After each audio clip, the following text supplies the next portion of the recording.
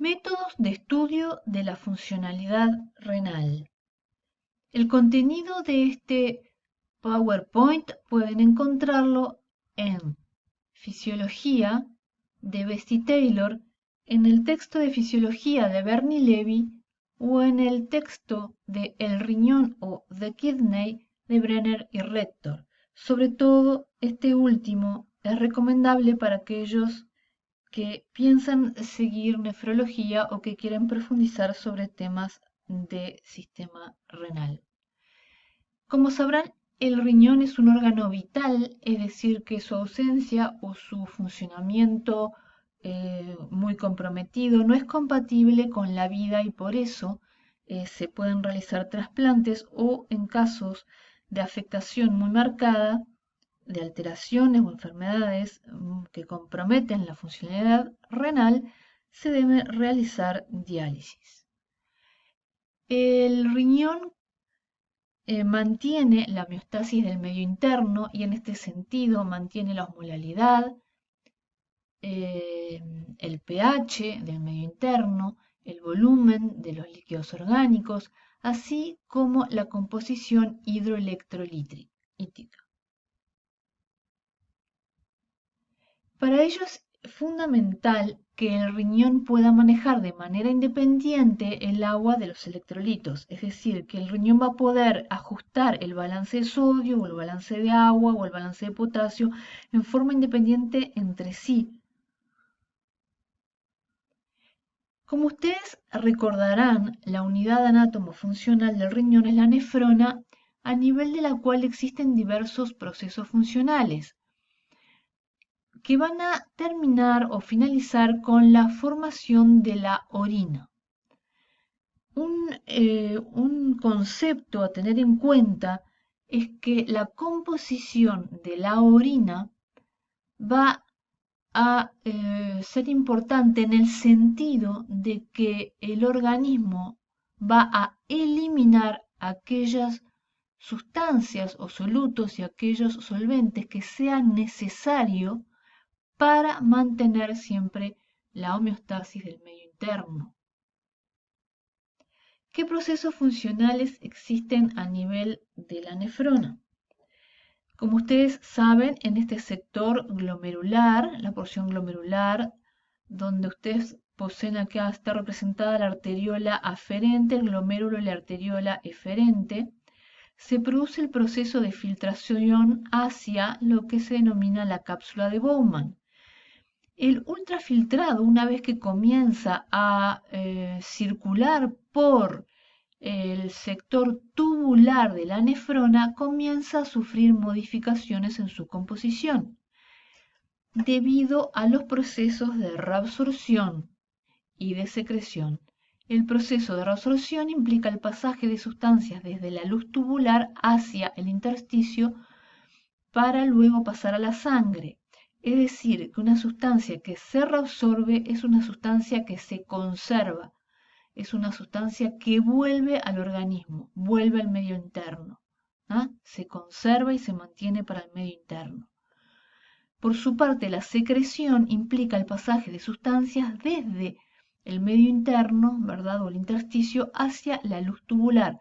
Si esta sustancia no se vuelve a reabsorber, no se reabsorbe, se va a excretar en la orina hacia el exterior del organismo. Bien, nosotros precisamos metodologías para poder tener una idea de cómo se encuentra funcionando el riñón en los seres humanos, en los pacientes. Y por lo tanto, la clase de hoy va a fundamentalmente focalizarse en la comprensión del método de depuración o de clearance.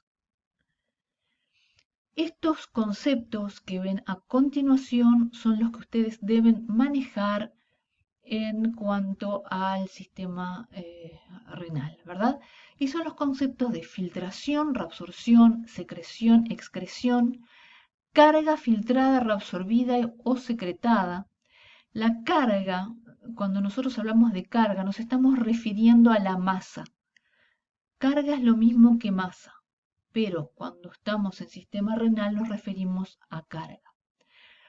Cuando la masa filtrada o reabsorbida o secretada la calculamos en función del tiempo, es decir, cuánta masa de una sustancia se secretó, se filtró a lo largo de un minuto o durante el día, ustedes entonces pueden hablar de velocidad o de tasa o de flujo. Y entonces deberán manejar los conceptos de velocidad de filtración glomerular, velocidad de excreción o diuresis, velocidad de reabsorción y secreción.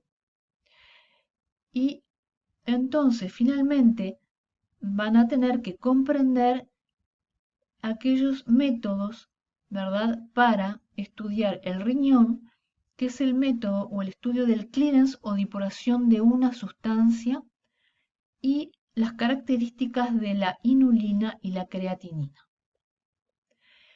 ¿Para qué precisamos indicadores?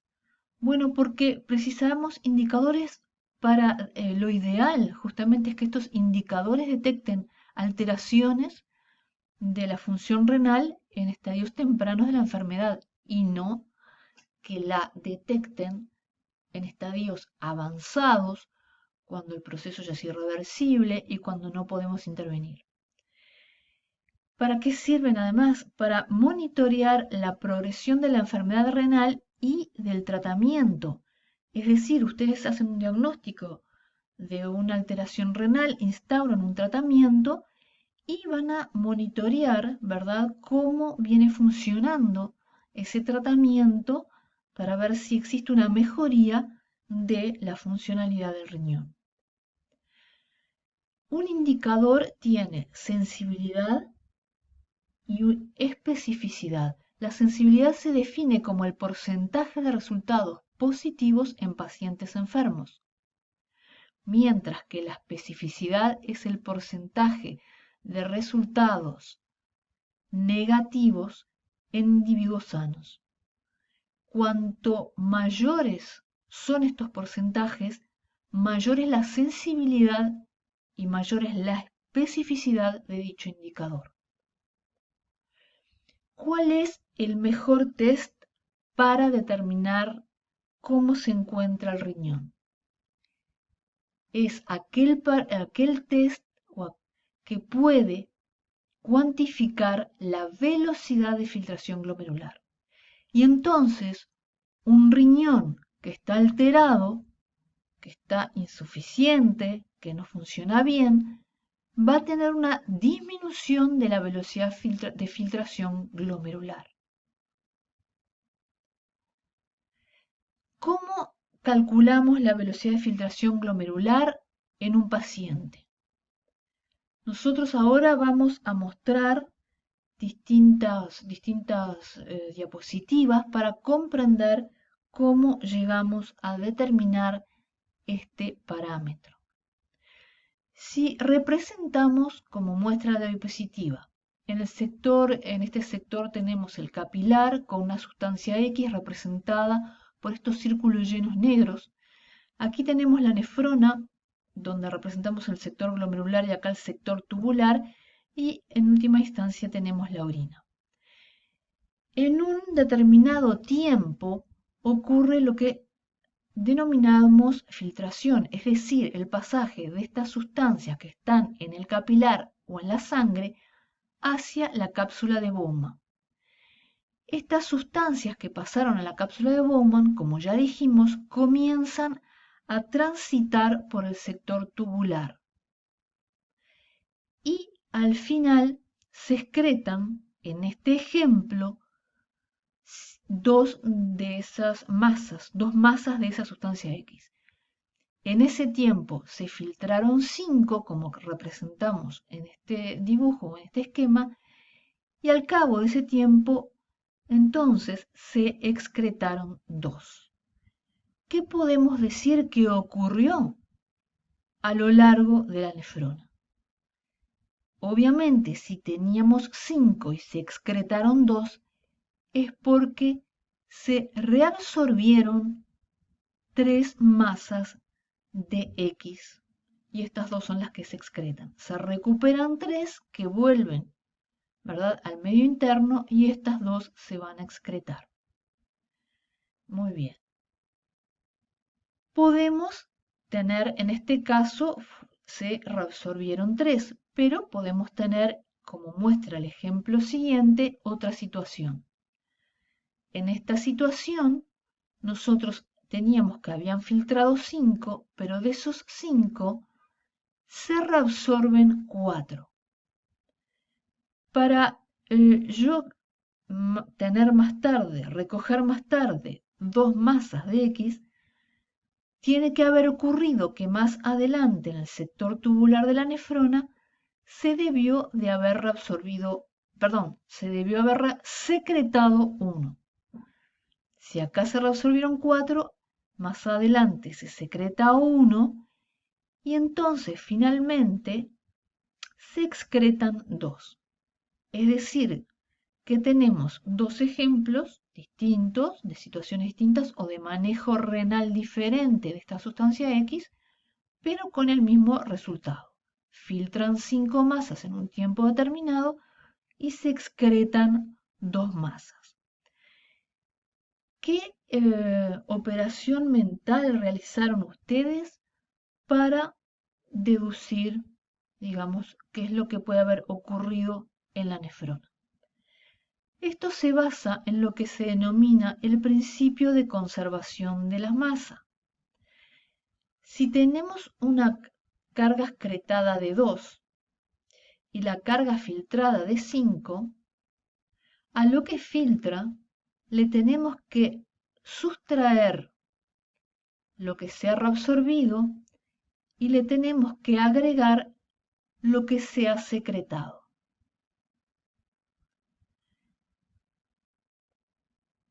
En un paciente, ¿a qué tenemos acceso? Tenemos acceso a una muestra de sangre, que es una muestra del medio interno, y a una muestra de orina, que ya forma parte del medio externo. Lo que pasó en el riñón es como una caja negra, porque nosotros no sabemos cuánto filtra, cuánto se reabsorbe y cuánto se secreta. Y entonces, con una muestra de sangre y con una muestra de orina, debemos ser capaces de deducir cómo está funcionando el riñón y qué procesos sufrieron las sustancias, si se reabsorbieron, si se secretaron, etc. Y entonces tenemos que establecer otro principio u otra equivalencia. El principio de conservación de masas ya no nos sirve para un paciente porque no podemos saber cuánto filtró y cuánto se reabsorbió. Y entonces tenemos otra equivalencia. ¿Y cuál es? Nosotros en el ejemplo anterior habíamos visto que al cabo de un tiempo se habían excretado 2 cargas o 2 masas de esa sustancia X. Podemos decir que la carga excretada en la orina es igual a la carga que yo le quité al medio interno y que le extraje de la sangre, ¿verdad? Que sustraje del medio interno, porque no están más en el plasma, ahora están en la orina, que forma parte del medio externo. Y entonces decimos que la carga excretada en la orina es igual a la carga depurada del plasma. Depurada es extraída del plasma. Si yo esto lo realizo, digamos, o lo pienso en función del tiempo, podemos decir que la velocidad de excreción de esa sustancia es igual a la velocidad de depuración de esa misma sustancia. Bien, en este ejemplo, si ustedes tienen que la velocidad de excreción es de 10 miligramos minuto para esta sustancia, ¿cuánto vale la velocidad de depuración? Por lo que decíamos anteriormente, vale lo mismo. Es decir, que en un minuto lo que se excretó, lo que me apareció en la orina, es lo que desapareció de la sangre. Como decíamos en el ejemplo, si en la orina se extrajeron, ¿verdad?, del organismo 10 miligramos de la sustancia X en un minuto, estos 10 miligramos han desaparecido del plasma. El plasma fue depurado de esos 10 miligramos y por lo tanto la velocidad de depuración también es de 10 miligramos minuto. Si ahora yo les digo que la concentración de esa sustancia X en el plasma es de 1 miligramo por mililitro, les doy este dato y les pregunto, ¿cuántos mililitros de plasma quedaron depurados de X en ese minuto? Ojo porque ahora les estoy preguntando un volumen de plasma. Si nosotros tenemos que la velocidad de depuración es de 10 miligramos por minuto y sabemos que cada miligramo se encuentra en un mililitro, intuitivamente, ¿verdad? Podemos decir que hay 10 mililitros, ¿verdad?, de sangre que quedan depurados de esos 10 miligramos de X. Estos 10 miligramos, entonces, que ahora aparecen en la orina, estaban en la sangre y estaban en 10 mililitros de sangre. Este volumen, el volumen de plasma que fue depurado de X, por definición, es el clearance de X. Y esto es un concepto que es abstracto, si se quiere, porque es un volumen virtual. Obviamente en el organismo no existen 10 mililitros de sangre que estén circulando por el sistema circulatorio sin X, ¿verdad? Pero es un concepto. Hay 10 mililitros de sangre, en este caso, que fueron depurados de X. Entonces, cada vez que a ustedes les preguntan cuánto es el clearance de una sustancia, responden, ya tienen que saber que es un volumen de plasma. Pregunta de examen, o que los puede ayudar para el examen. ¿Qué quiere decir que el clearance de una sustancia X vale 0 mililitros por minuto? Seguimos entonces deduciendo qué es lo que ocurría con nuestro sistema, ¿verdad? ¿Se acuerdan que habíamos establecido otra equivalencia que nos servía en caso de un paciente? Y era que la velocidad de excreción de X era igual a la velocidad de depuración de X.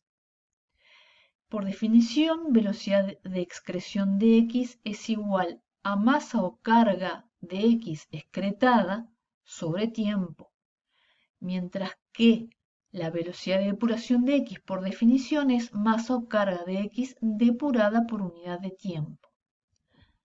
A su vez, masa, por definición, es igual a masa de X, ¿verdad? Es igual a concentración de X por volumen.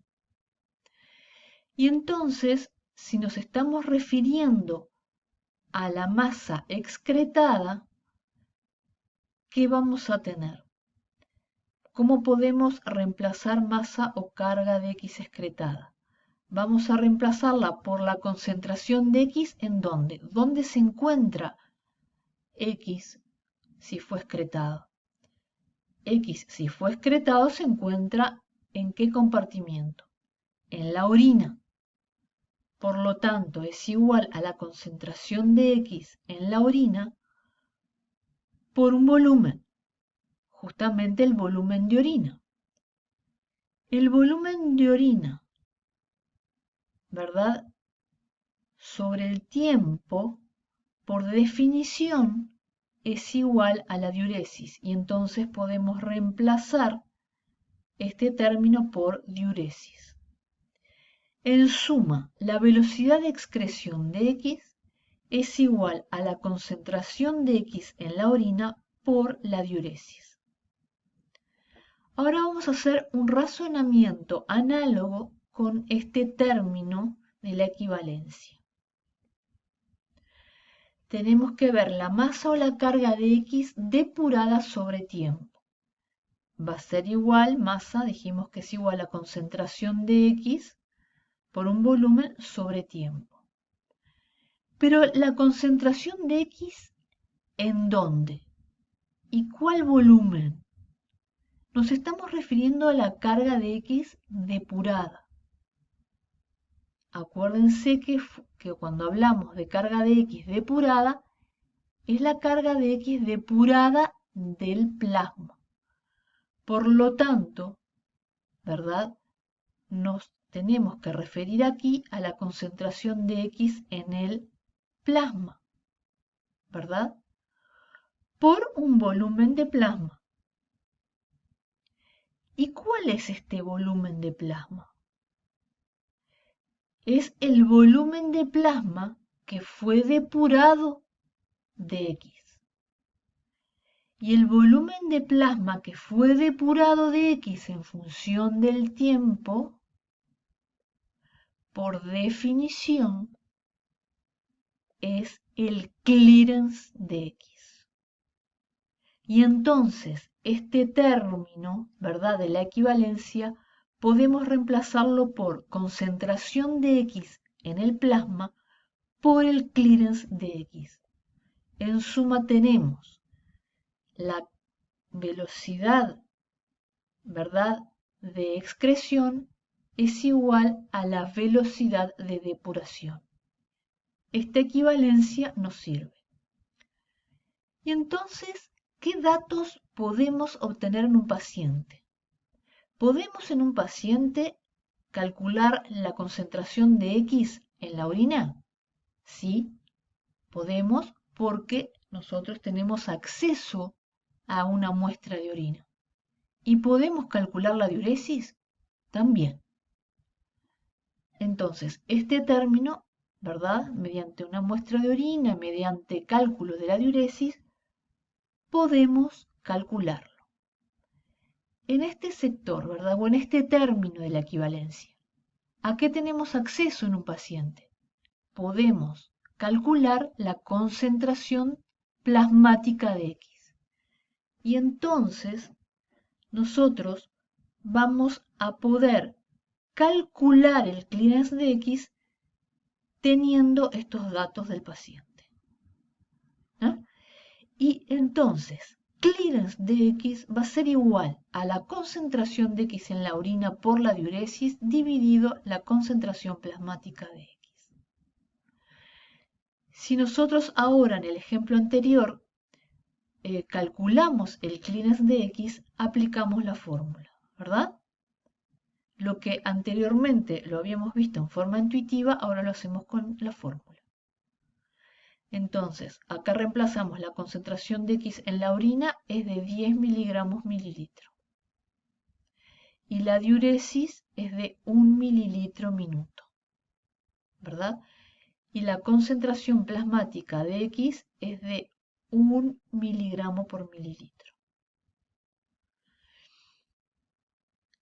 En este término, ustedes tienen mililitro acá abajo y después mililitro arriba, o sea, mililitro como denominador acá y como en el numerador aquí, por lo tanto, ¿verdad?, se anulan entre sí y les queda 10 miligramos minuto. Esto es igual a 1 miligramo mililitro por clearance de X. Esto lo pasamos hacia el otro lado, ¿verdad?, del término, y va a pasar dividiendo. Y entonces el clearance de X les va a quedar igual, se anula el miligramo, ¿verdad?, acá numerador y acá denominador, les va a quedar que el clearance de X es de 10 mililitros minuto. Como habíamos dicho anteriormente, es un volumen de plasma que queda depurado de X en una unidad de tiempo, en un minuto, que es lo que habíamos obtenido anteriormente. Vamos a ver ahora el clínex de inulina y de creatinina, porque todo esto lo estamos estudiando para poder comprender cómo monitorear la función renal. Y nosotros habíamos dicho que la función renal, el mejor parámetro para estudiar la función renal era mediante el cálculo de la velocidad de filtración glomerular. Y entonces ahora vamos a ver cómo esto nos va a ayudar a calcular la velocidad de filtración glomerular. Para ello vamos a tener en cuenta esta sustancia, la inulina, que es un polímero de fructosa y que tiene las características que vemos a continuación. Filtra libremente, no se reabsorbe, no se secreta, no se metaboliza, no se produce, no modifica la velocidad de filtración glomerular esencial, ¿verdad? No es tóxica, se la podemos dar a un paciente, difunde libremente por el compartimiento extracelular y no se une a proteínas. A los efectos de comprender qué es lo que ocurre, vamos a retener, ¿verdad?, las propiedades siguientes, que filtra libremente, que no se reabsorbe ni se secreta. Y entonces, si nosotros volvemos al ejemplo que habíamos puesto anteriormente, pero ahora la masa X es inulina, ¿qué es lo que va a ocurrir? Si en un tiempo determinado, en un minuto, filtran 5 masas de inulina, al cabo de ese minuto, como la inulina no se reabsorbe ni se secreta, no se va a modificar cuando pase por el sector tubular y entonces se van a excretar esas 5 masas de inulina. ¿Ah? Y entonces, para la inulina, ¿cómo se me va a simplificar el principio de conservación de masas? Porque no hay reabsorción ni hay secreción. Y entonces la carga excretada es igual a la carga filtrada. La carga excretada o la velocidad de excreción es igual a la velocidad de filtración. La velocidad de excreción ya la habíamos calculado. En este caso, en vez la X, nuestra sustancia X es la inulina. Por lo tanto, la concentración de inulina en la orina por la diuresis es igual a la carga o a la velocidad de filtración. Si yo hablo de velocidad de filtración y carga filtrada, a qué sector me tengo que dirigir o dónde tengo que imaginar la inulina? En la sangre no, porque es la carga filtrada. Si es la carga filtrada, ¿dónde voy a buscar esa inulina? ¿Dónde está la carga filtrada? El ultrafiltrado está en la cápsula de Bowman y por lo tanto la velocidad de filtración va a ser igual a la concentración de la inulina en el ultrafiltrado multiplicada por un volumen. ¿Y por cuál volumen va a ser? ¿Dónde está? ¿Verdad? ¿En qué volumen está disuelto el ultrafiltrado? En el volumen de ultrafiltrado. Y si yo relaciono el volumen de ultrafiltrado en función del tiempo, eso constituye por definición la velocidad de filtración glomerular. Y entonces, en un paciente yo puedo calcular la velocidad de excreción de la inulina. Ahora, no puedo acceder al ultrafiltrado, ¿verdad? Sin embargo, ¿qué podemos hacer con este término? ¿Qué podemos decir de la concentración de inulina En el vídeo anterior decíamos que la velocidad de excreción de la inulina era igual a la velocidad de filtración de la inulina, debido a las características de esta sustancia, que ni se reabsorbe ni se secretaba. Nosotros podemos calcular la velocidad de excreción de inulina ya que tenemos acceso en un paciente a una muestra de orina, pero no tenemos acceso al ultrafiltrado.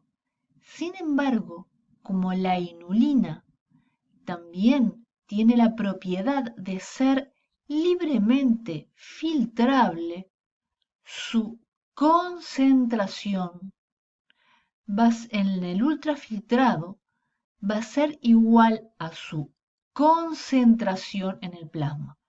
Ojo que estamos hablando de concentraciones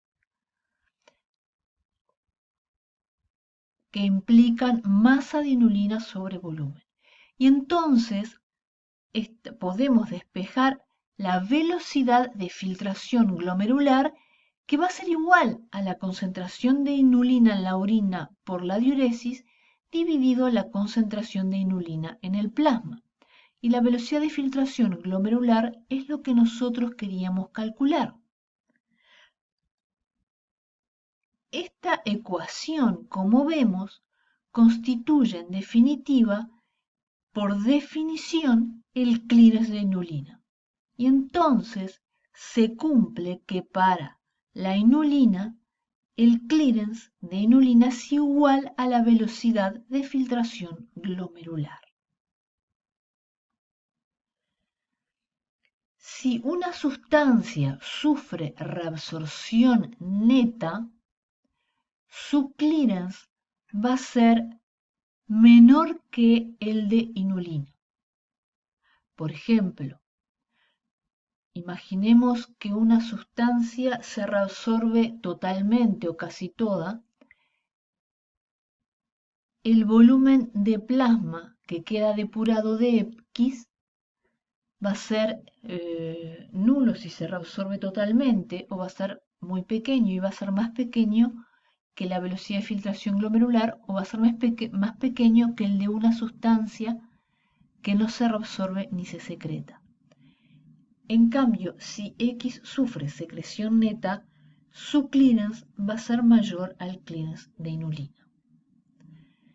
Aplicaciones. Tenemos que podemos realizar una aplicación clínica. La inulina es una sustancia que debemos inyectarla a un paciente y por lo tanto no es muy práctica. Sin embargo, la creatinina, que es un producto metabólico de la creatina y fosfocreatina, es una sustancia endógena que tiene las propiedades que posee la inulina. Prácticamente se pueden equivaler a la inulina. Y entonces podemos reemplazar en nuestra, ¿verdad? En nuestra fórmula a la inulina por la creatinina y calcularíamos la velocidad de filtración glomerular como el clearance de creatinina. Y entonces el clearance de creatinina constituye nuestro indicador de la función renal. ¿Qué pasó? Con la práctica, cuando se fue, digamos, poniendo en práctica este indicador, ¿qué pasa con aquellos pacientes que tienen insuficiencia renal, ya sea aguda o ya sea crónica?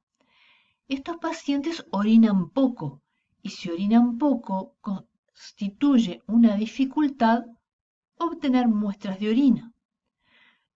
Por lo tanto, se toma por estos efectos prácticos como que la velocidad de filtración glomerular es indirectamente, ¿verdad? O es inversamente proporcional a la concentración plasmática de creatinina que sí la podemos calcular.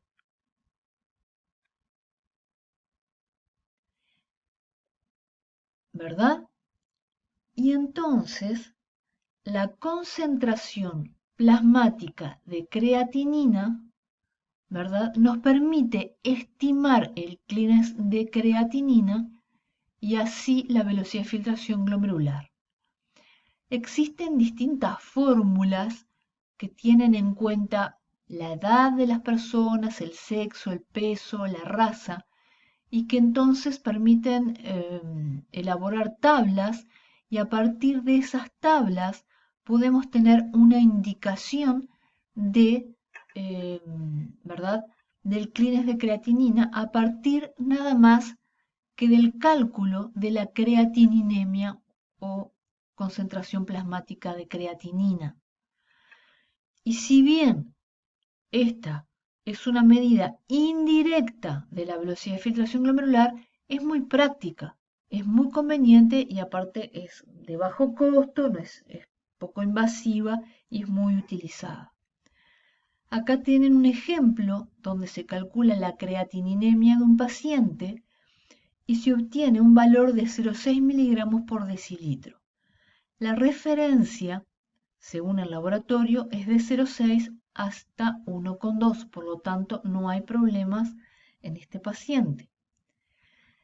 En este otro paciente, sin embargo, la creatininemia es de 1,8 miligramos por decilitro, o sea que es mayor que el valor de referencia. Y entonces podemos decir que existe un problema a nivel del riñón, ¿verdad? Cuando aquí hay una insuficiencia renal que podrá ser leve o moderada, porque el valor de creatininemia está por encima de este valor de referencia. Y si aumenta la creatininemia, disminuye la velocidad de filtración glomerular, lo cual es un indicador de disminución de la función renal. También estos conocimientos son útiles para hacer, digamos, investigación en animales. Por ejemplo, ustedes pueden inyectar inulina, ¿verdad? Que tiene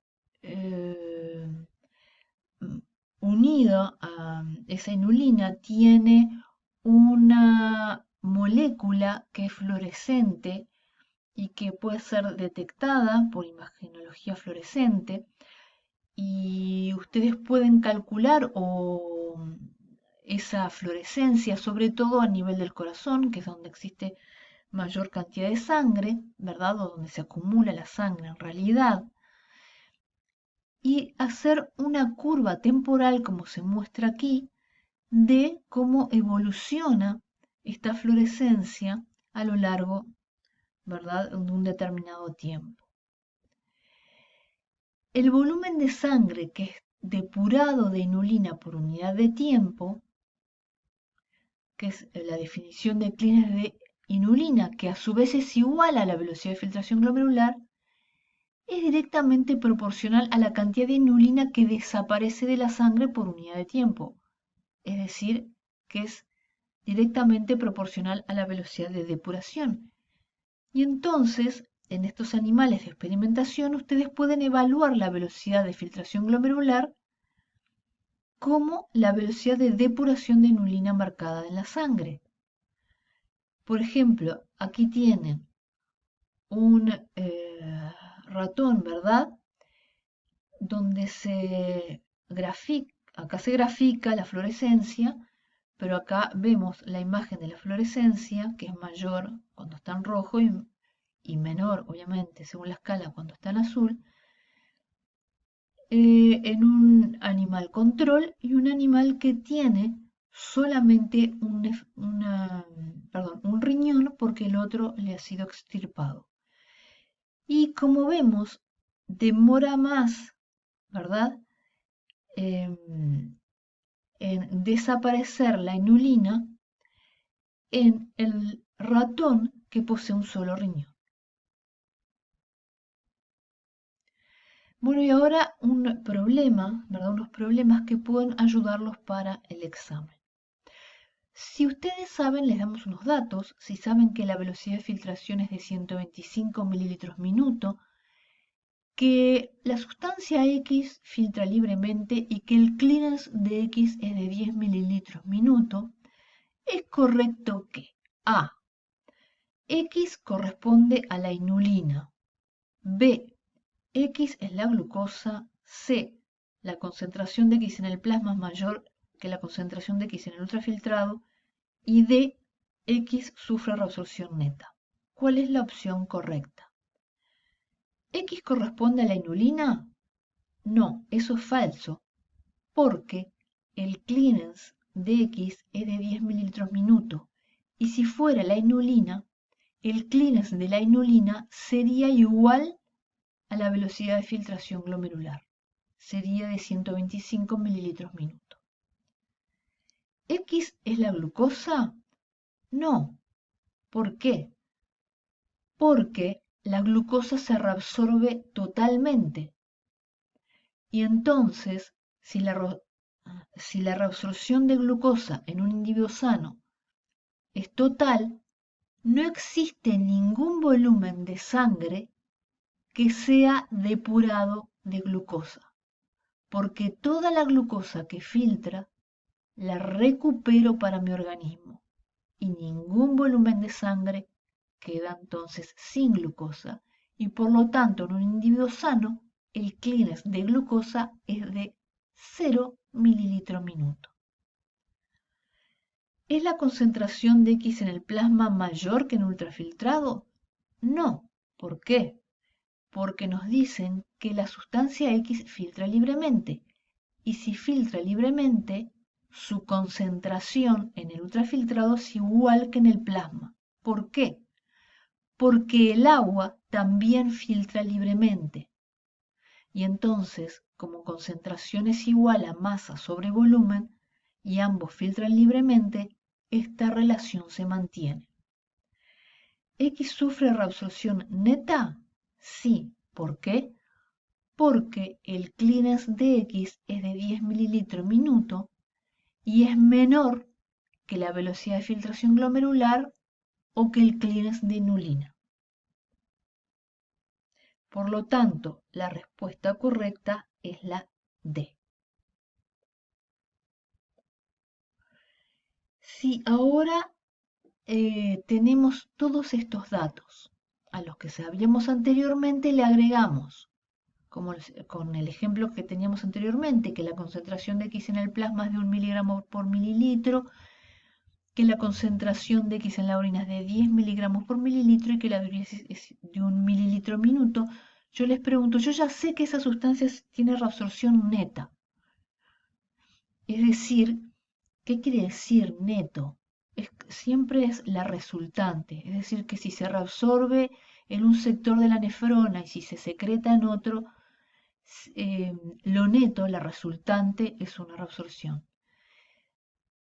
Como el clearance era menor que la velocidad de filtración glomerular, yo ya sé que sufre reabsorción neta, pero ahora quiero saber cuál fue la velocidad de reabsorción. Quiero el número, quiero saber el número, cuánto se reabsorbió. Y entonces volvemos a nuestro principio de conservación de masas. La conservación de masas, ojo, porque, como lo dice su nombre, puedo restar y sumar masas o cargas, no concentraciones.